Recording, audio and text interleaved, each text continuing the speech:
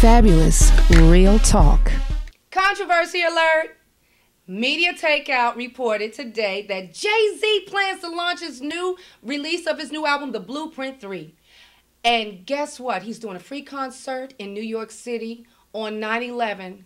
Guess where? Just go ahead and guess. At Ground Zero. Can you believe that? Okay, listen.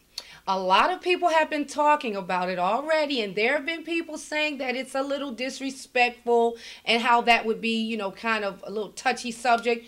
But I want to know what you think. What do you think? Do you think that that's disrespectful of Jay-Z to do a concert at Ground Zero on September 11th? For me, I think it would be a good look for Jigga. Number one, because, he's coming out with another positive album. But number two, I think it would be a good look because as long as he pays tribute to the families, of those 3,000 plus people that lost their lives, good looking out, Jay-Z. Now, let's get to the tip of the day. The tip of the day today is study your craft. Now, what does that mean? I talked to an artist a couple of weeks ago, and this artist wanted me to work with him. And I don't like to call names, and so I won't, because it's not important who the person is. The most important thing is that you get the understanding of where I'm going with this tip. So this artist, all of his life grew up singing gospel, and all of a sudden he switched gears and decided he wanted to sing R&B.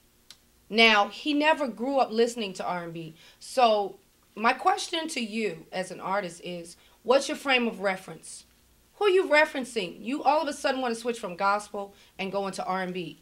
But what's your frame of reference? See, I grew up, in the 70s and the 80s listening to Earth, Wind and Fire, Millie Jackson. I have a lot of frame of references, Luther Vandross. So when you're a singer or you want to sing R&B, you need to reference some real singers.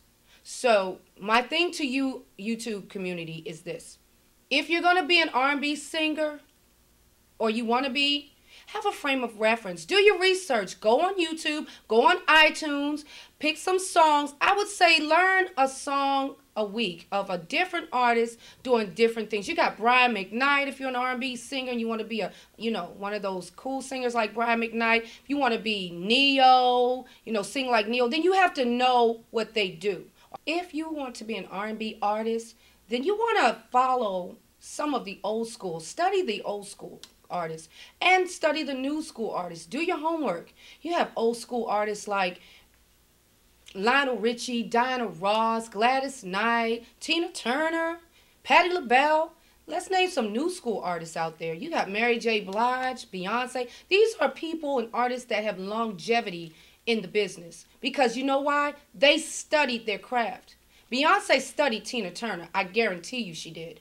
You can even look at some of her work and see Tina Turner all over her. Mary J. Blige studied Patti LaBelle. She studied Gladys Knight. She studied Diana Ross. She studied all of those women, those divas, to perfect her craft. So what you have to do as an artist is study your craft. And that is the tip of the day.